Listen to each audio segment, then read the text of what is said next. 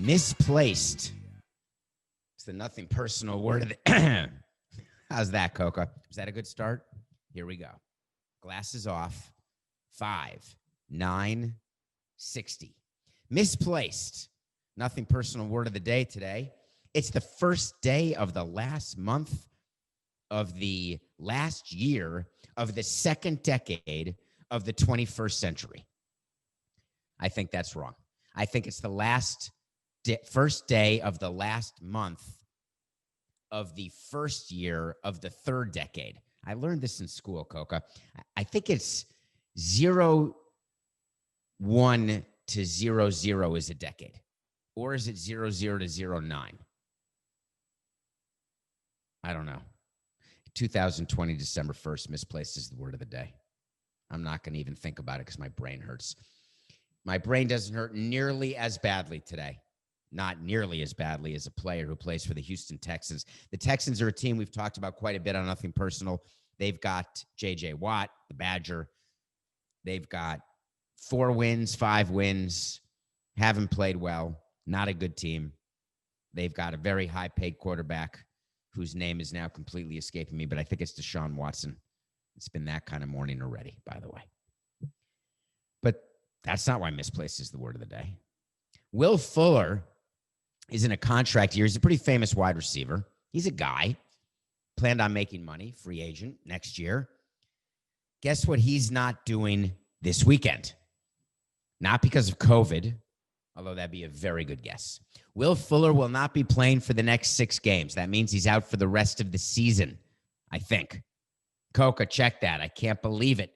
Come on, Coca. We didn't even talk about that pre-show. I think he's out for the rest of the year in 1 game of 2021. But, of course, the math could be off. But just pretend that Will Fuller has been suspended for 6 games for steroids.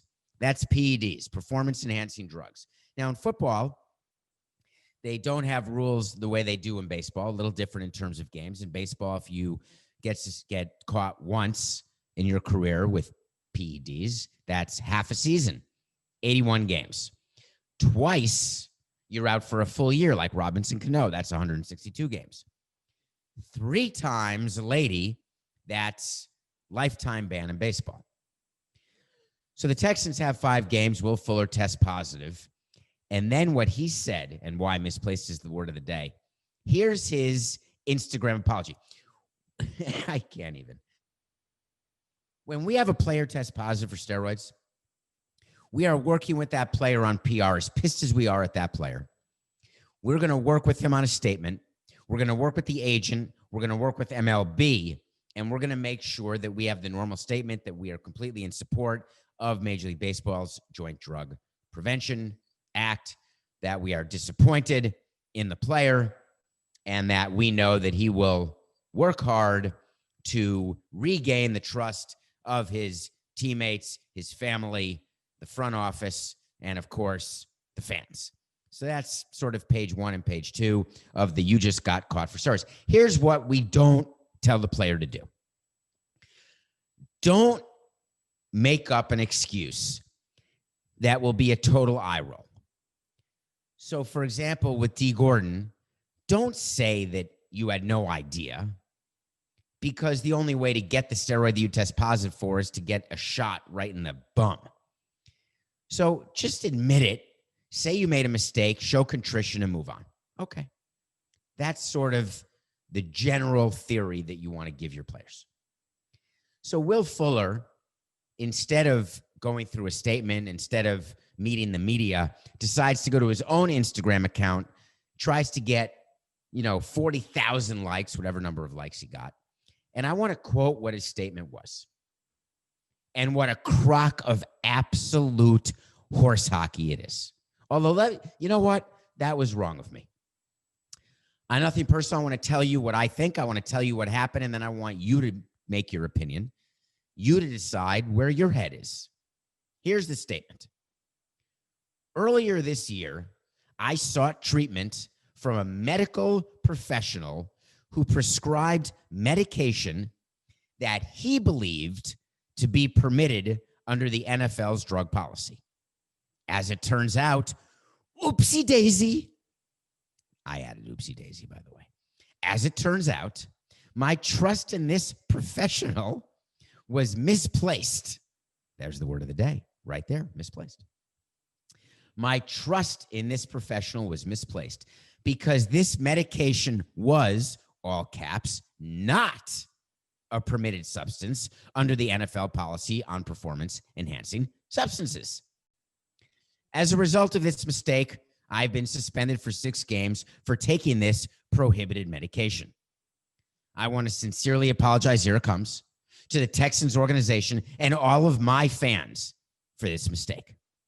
I'm looking forward to putting all of this behind me and returning better than ever in 2021. A couple things to note when you're doing an apology statement for steroids, and every player does this, and I can't understand. So if any players are watching or listening, by the way, I'll do that later, Coca, you're right. Don't interrupt a segment with a plug to download and subscribe to Nothing Personal, wherever you find your podcast. Don't interrupt a segment to say, if you're watching on YouTube, we have a channel called Nothing Personal with David Samson. Tell your friends, hit subscribe. Let's go. Don't do that. And when you transition, make it smooth. And let Coca know when you're moving on to the next topic, which, by the way, is not now.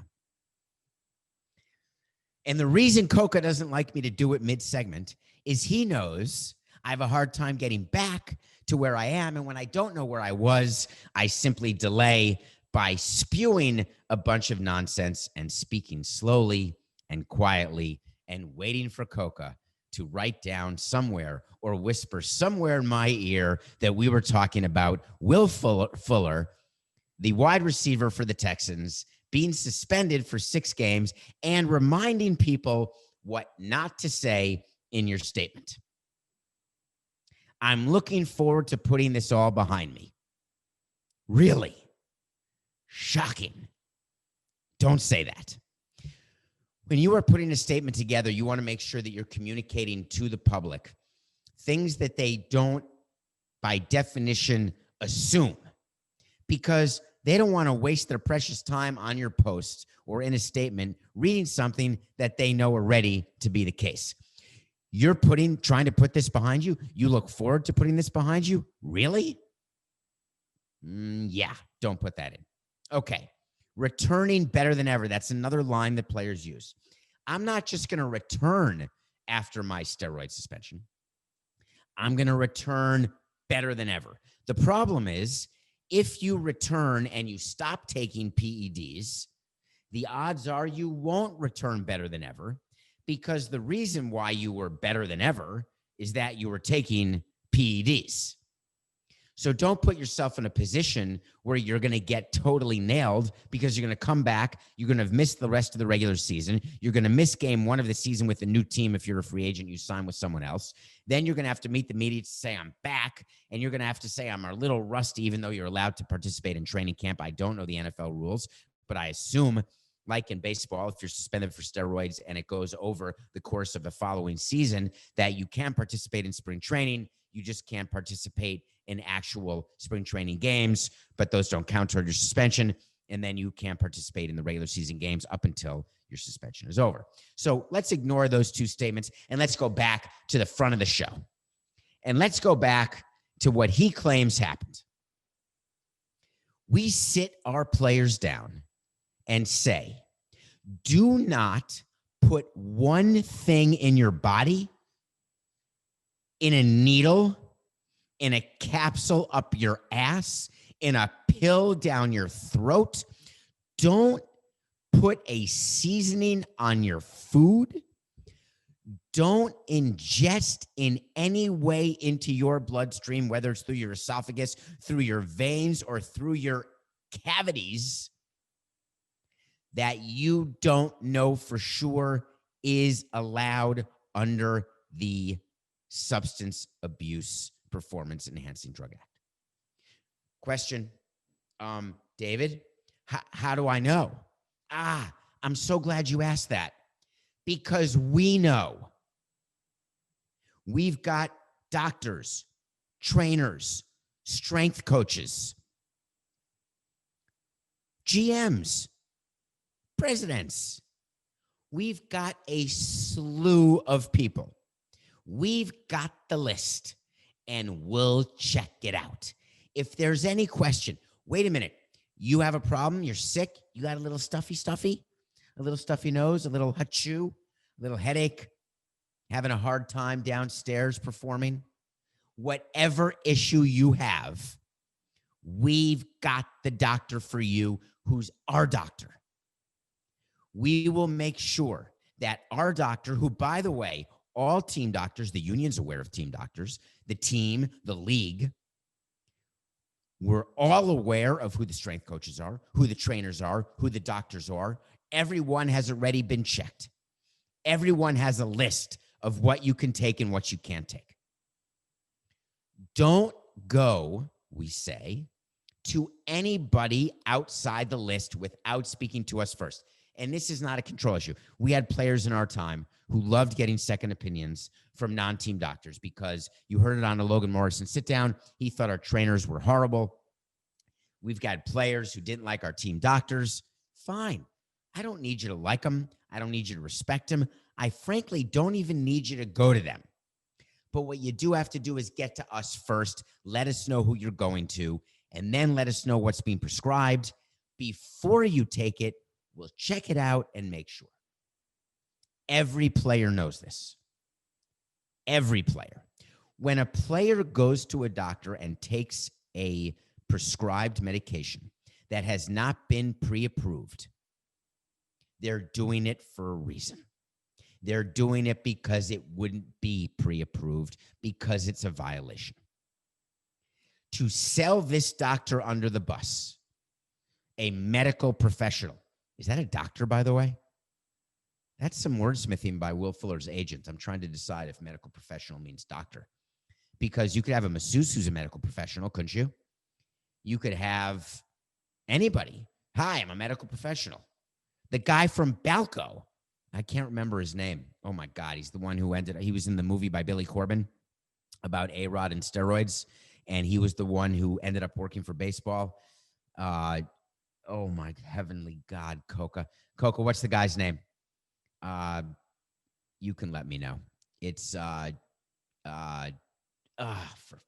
God dang it. Anyway, so he probably called himself a medical professional. Okay. What else did he say in that statement that makes me happy? Nah, I'm just going to stop because it's ridiculous. Will Fuller has cost himself money. By the way, one of his teammates tested positive as well. It wasn't just Fuller. And here's a funny thing. A guy named Bradley Roby is one of his teammates, not as good as Fuller. Fuller hasn't played a lot because he's often injured. But Roby, this guy, by the way, tested positive for the same steroid. By the way, got the same substance from the same medical professional. That's not a coincidence. That's called NEFARIOUS.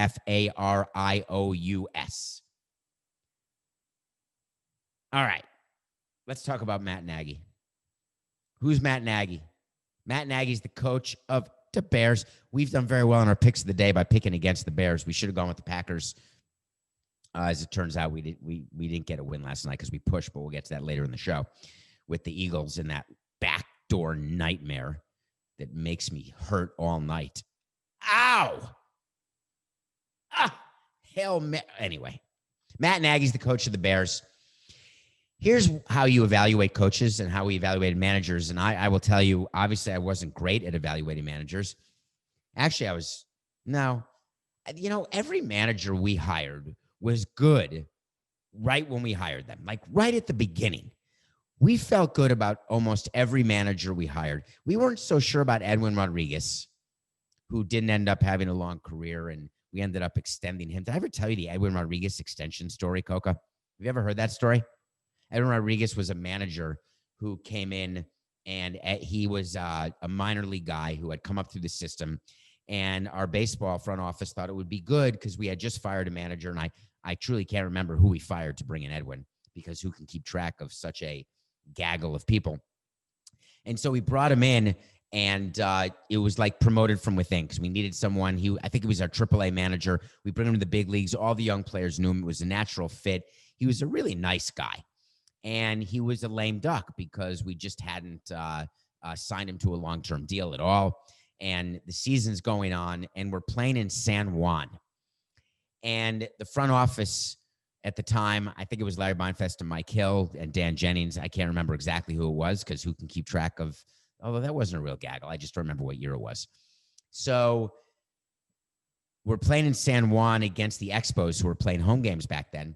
And we had been convinced, the front office had come to Jeffrey and said, listen, I think that we should let the players know and let Edwin know that we are going to extend him. So he'll manage the rest of the season and extend him another year. By the way, I don't think he made it another year, but that's sort of the end of the story. So we're in San Juan, and we decide to try to get maximum bang for the PR buck, because there'd been a lot written, a lot of conversation about what we were doing with Edwin Rodriguez, what was going on with the Marlins, et cetera. The players were talking about it because no one likes playing for a lame duck manager, and managers don't like being in the last year of their contract and not knowing what's going to happen. They feel as though they don't. The reason they don't like it, by the way, is not as much about money, even though to me everything should be about money. The reason managers don't like being lame duck is they feel it somehow gets in the way of the control they would have of the clubhouse. And it somehow makes the players look at the manager and say, if it doesn't work out, he's gone anyway. So by giving long-term security to managers at least a year out, you're basically telling the players in the clubhouse, you better listen to this guy. You better pay attention and cooperate because he's going to be here. So we're in San Juan, and it was called Hiram B. Thorne Stadium. And we were the visiting team playing our old team, the Expos. And Jeffrey gives permission and says that he agrees that we will extend Edwin. And Edwin was Puerto Rican, and it was a big deal to have a Puerto Rican manager. I believe Jeffrey was there. Now, my memory on this could be wrong. I think Jeffrey is the one who walked into the dugout before the game when the players were all there, and in front of everyone gave Edwin the extension, and everyone hugged him and celebrated, and it was this great feeling. I think because we wanted to win that game, so we thought this was a good way to get the players excited and motivated. So Edwin ends up hearing the news. He's all excited. And then months later, I think it was the beginning of next season, or maybe it was even later on that season, it doesn't matter when it was, he ended up just quitting on a random Sunday. He literally called us. The end of Edwin Rodriguez's career with the Marlins, he was so upset by the way we meddled, which I don't think it was meddling, by the way we micromanaged. I don't think we micromanaged. There's a reason why Edwin's not in the game right now, because if he thinks that we were involved as a front office, he has no idea what other front offices are like, because he was in our system. And I guess he just wasn't aware of it. But he called us. I got a call from, again, either Larry Beinfest or Mike Hill before going to the ballpark for a Sunday afternoon game saying Edwin just resigned. And I remember thinking, I don't even understand what? We have a game in 2 hours. What? You can't just do that. What happened? Is he okay? So my first thought, I'm going to revise history, and I'm going to tell you what a normal person's first thought would be. The normal first thought would be, oh my God, is he okay? Is his family okay? Was there an accident? Did something happen? My first thought was, what the hell is he doing? Who's managing the game today? It was Sunday, June 19th, 2011, Coca. Was that the day he got extended, or was that the day he resigned? Sunday was the day he resigned, right on a Sunday. So I got the Sunday right. So it was 2011. Wow, that was the last year. So what we must have done, by the way, in 2011 is we must have brought back Jack McKeon to manage the balance of the year after we had Brandon Hyde manage one game. Then we flew Jack in. Jack took over the team in 2011, and then Ozzie Guillen in 12. Coke, I may be wrong, but that would be my memory of that almost 10 years ago. That is amazing. Coca just told me I got that right. I have no idea how. Brandon Hyde was the bench coach for Edwin. So what we did for that Sunday is we had Brandon Hyde manage the game. He is the current manager of the Orioles. So he actually was a manager of record for the Marlins. I don't know whether he won or lost that game. So he's either 1-0 or 0-1 as a Marlins manager. He still counts as a Marlins manager. He lost. Thank you, Coca. And then by the next day, Jack McKeon was there and managed the balance of the year through September, trying to recapture some 03 magic. We didn't recapture it.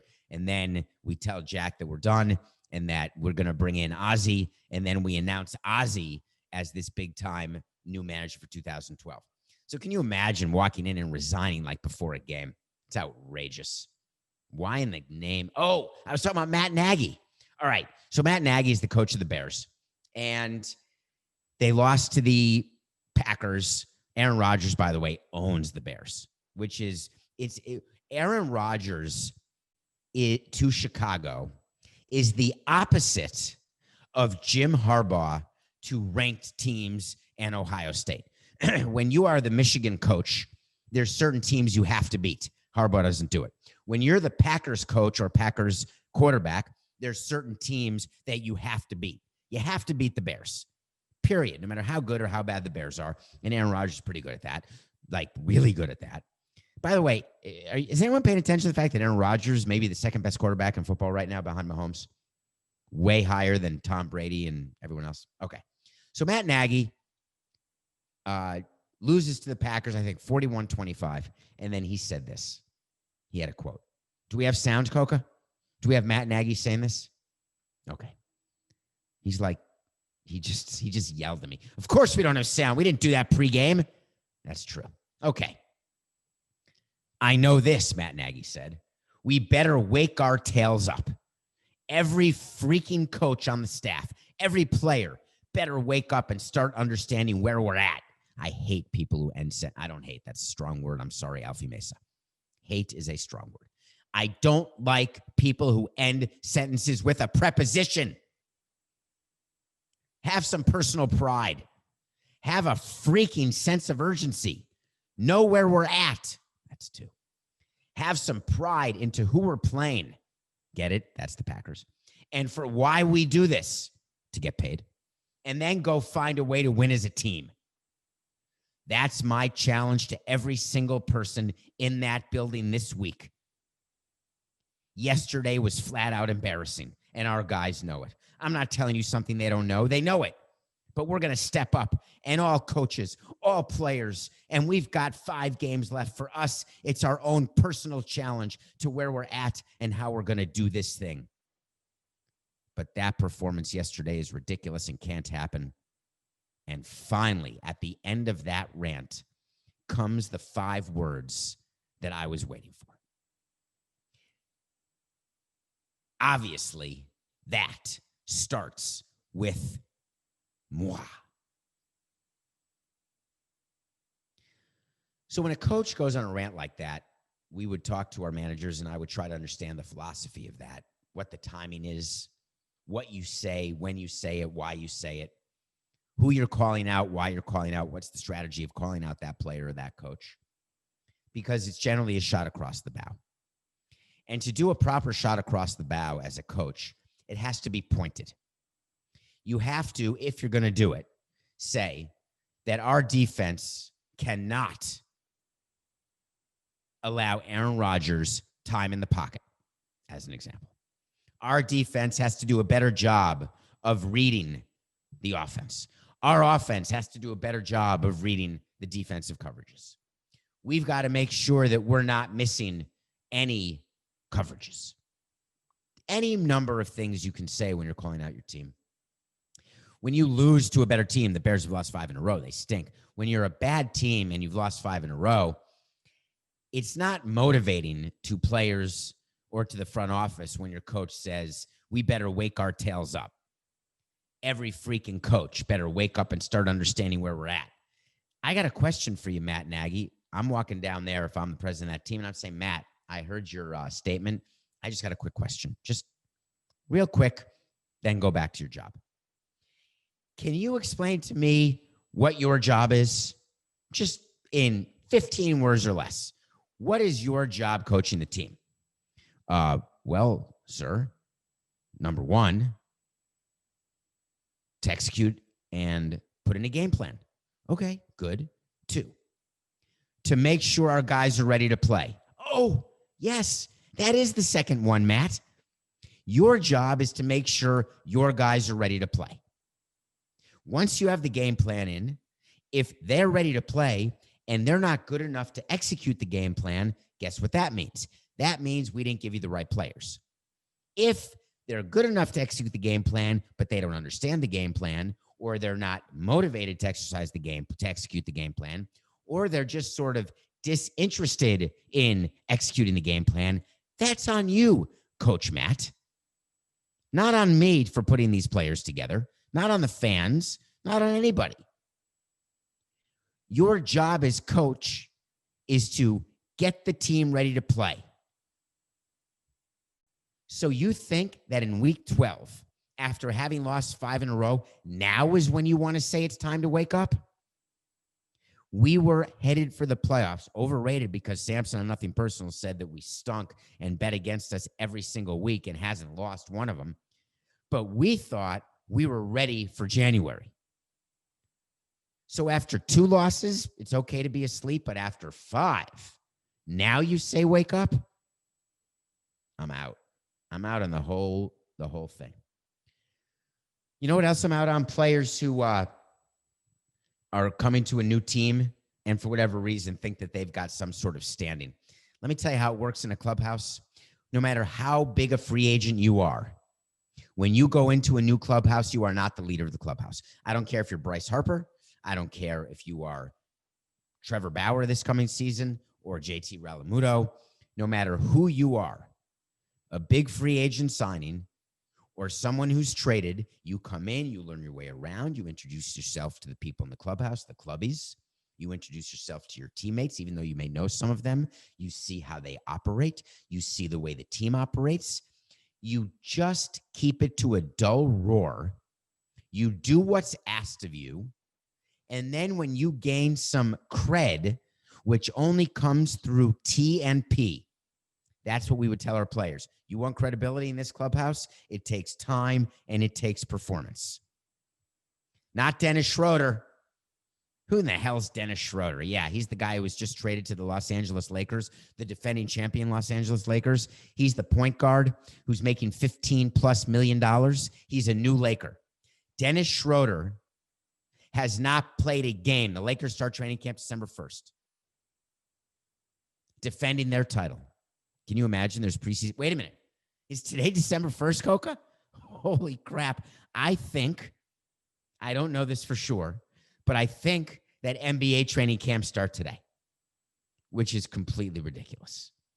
By the way, Coca, you're 20 minutes late on this, but yes, it was Victor Conti. Thank you.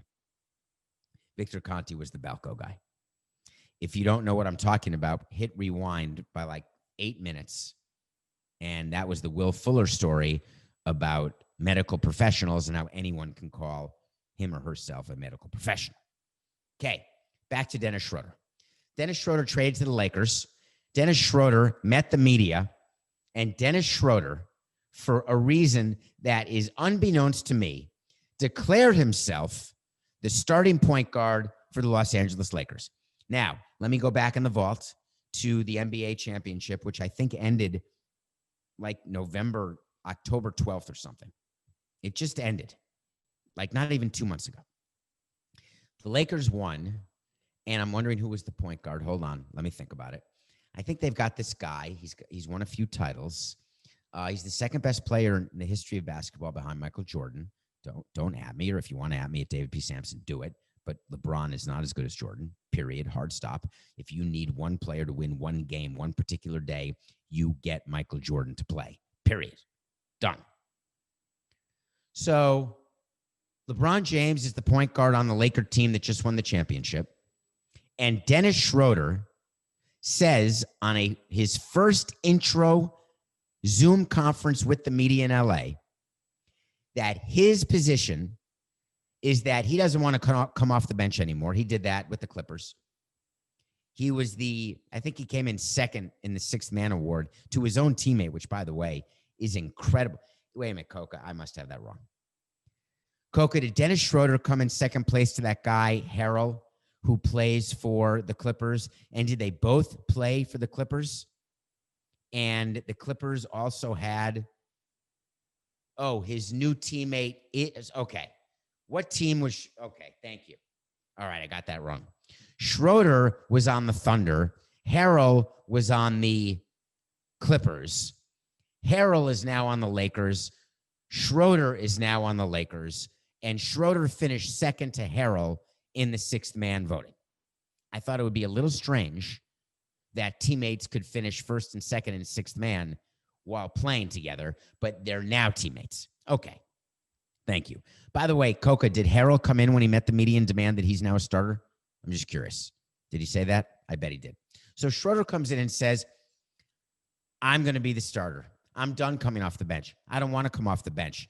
And have you spoken to question from the media? Excuse me, Dennis?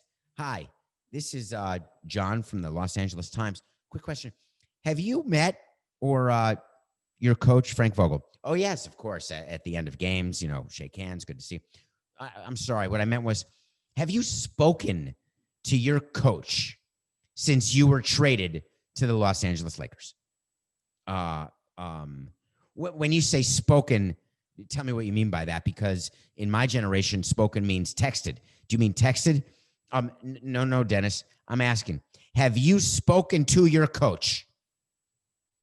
No. Why? I'm sorry. You want to be the starting point guard, and you're saying that you believe that LeBron is better to play off the ball, and you believe you're best to run the offense, and you want to start because you're tired of being off the bench and playing second fiddle to your now current teammate, and you haven't spoken to your coach. Okay, thanks. Let me ask you something.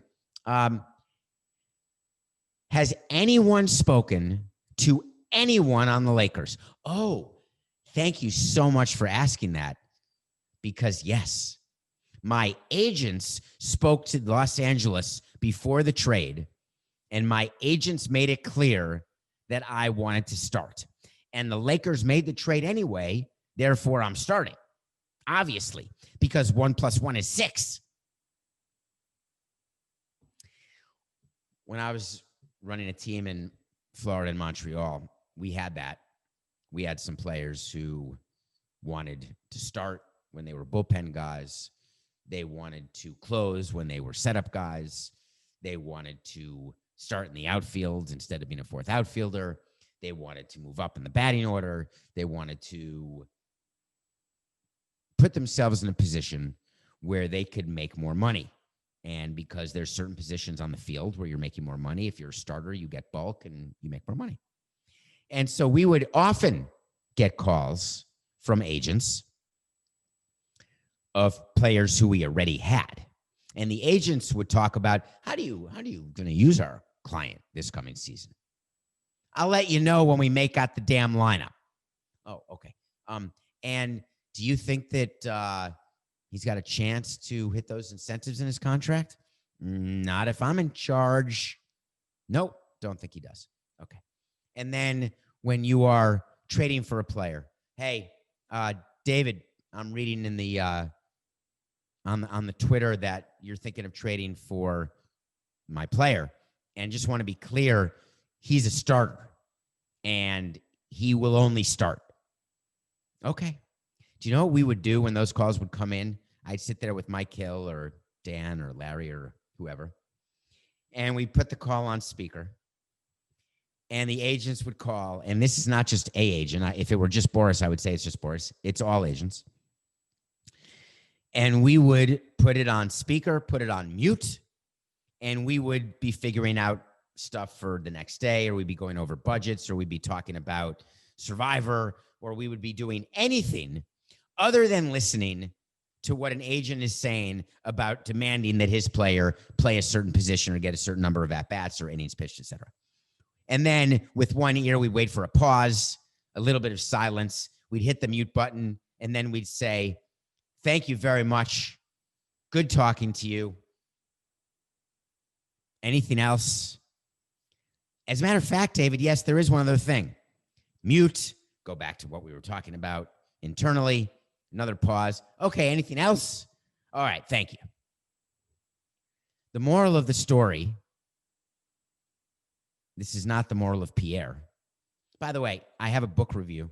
Buy for your kids or for yourselves, because they really are adult books, something called The Nutshell Library by Maurice Sendak.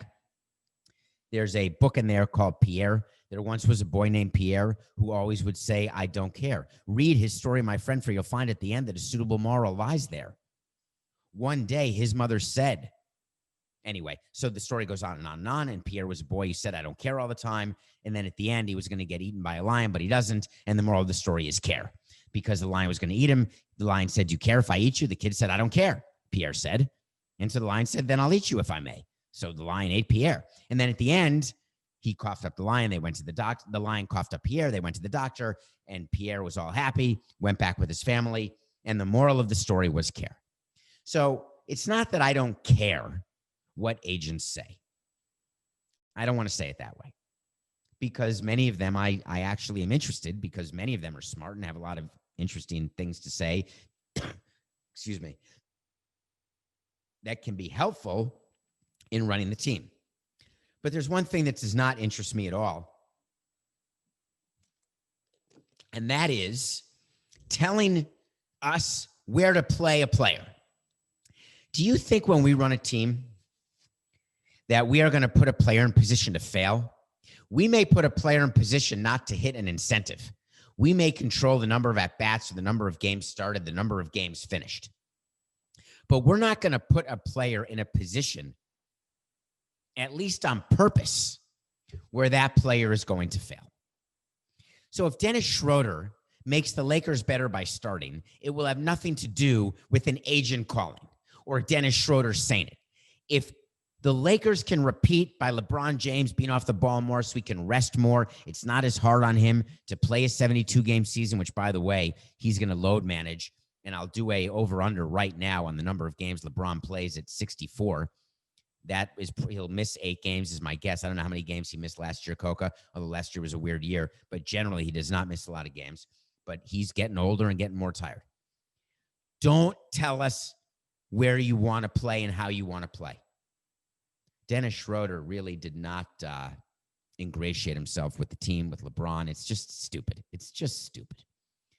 Okay, we're going to get to the pick of the day and what happened last night after the break. But please stay tuned.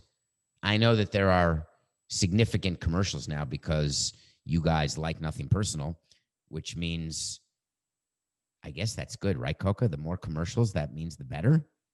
Yeah, it does. I guess we'll find out soon enough. We're going to review a movie with Anya Taylor-Joy. It was a mini series that everybody's talking about.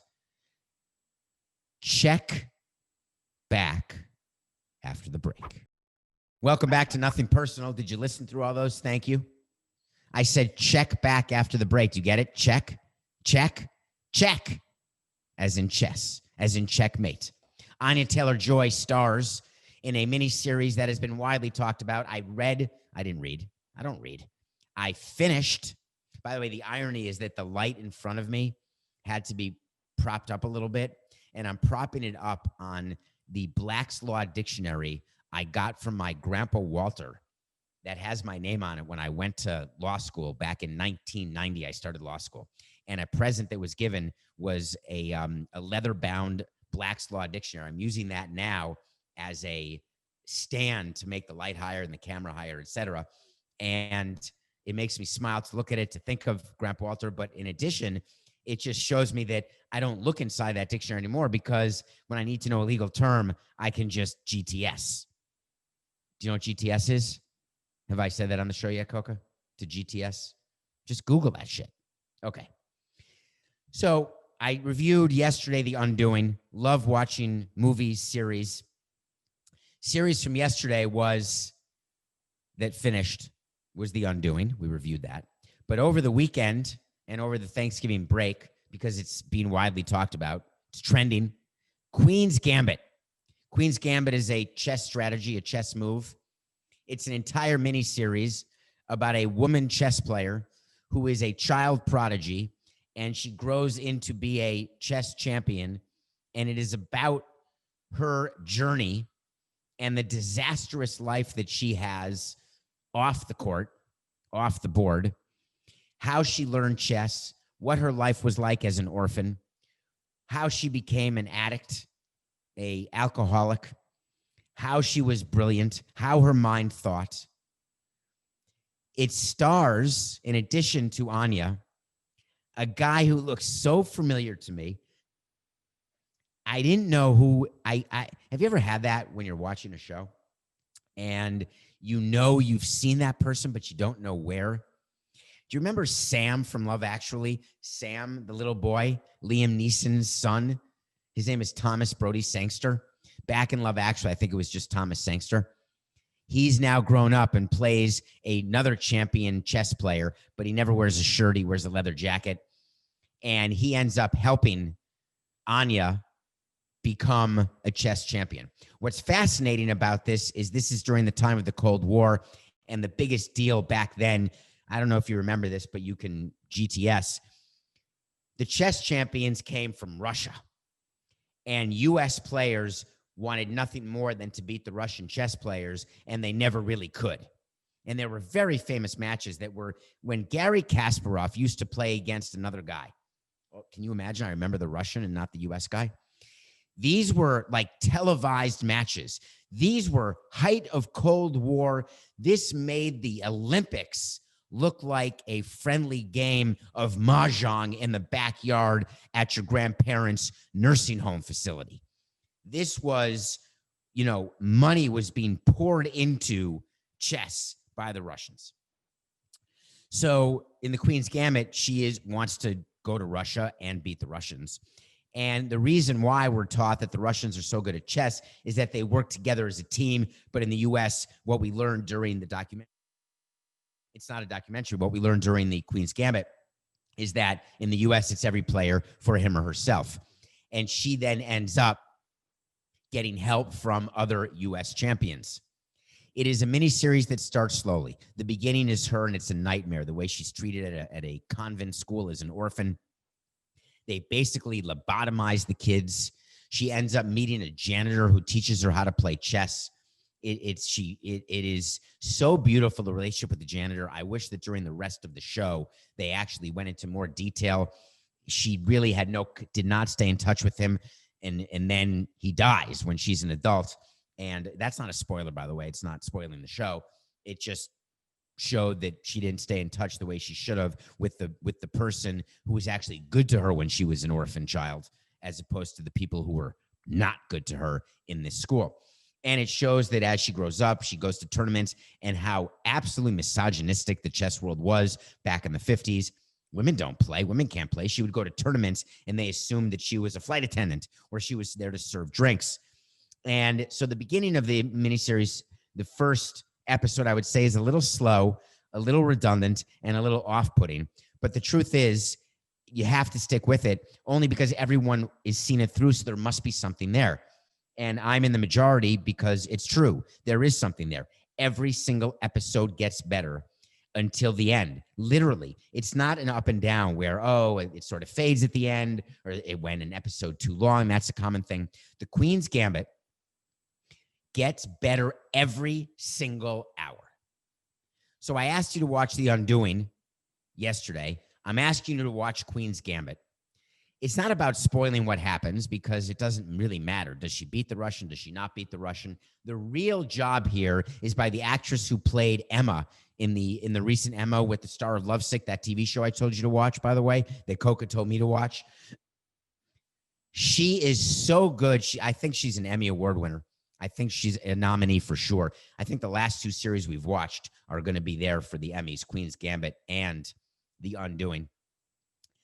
I just can't believe how enthralled I was. And now chess is becoming this popular game. It's one of those things. It's like why health clubs, the highest time for membership is January, because people make New Year's resolutions and they say, hey, I want to be in shape, so I'm going to join a gym. So everyone joins in January and then quits in March. So chess is having the same sort of resurgence. People are watching Queen's Gambit and saying, I want to play chess. So everyone's buying chess boards. I think it's going to be one of those things like when I wanted to play the piano because I wanted to play the piano riff from the song Sailing by Christopher Cross. Sailing takes me away from where I'm always. My son hates that song. I used to play it in the car all the time. And then there's a piano parts of that song, an instrumental, and I wanted to learn how to do it. So I bought a synthesizer on the Google, and I was all excited, and I never used it. So I think that's what's going to happen. I love playing chess. I learned from my Uncle Max. I'm not really good at it, but I'm good enough to play. So if you're really good, you're going to beat me really easily. If you're good, it's going to be sort of give or take. And if you're bad, I'm going to win the majority of the time.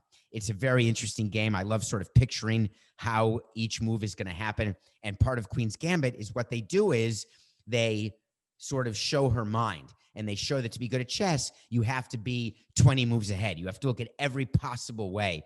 And the way they do that in the Queen's Gambit happens to be completely fascinating as well. So Queen's Gambit is a review. Okay, pick of the day. I told you I'd get to it. I can't violate that. 35 and 31, we pushed. We got 6 points. We only gave 6 points. We lost on a Hail Mary, and then the Eagles went for 2. We'll talk more about that tomorrow because Coca's yelling in my ear. You give me 45 minutes of your time, and I do not take that for granted. You've got business to do. It's nothing personal.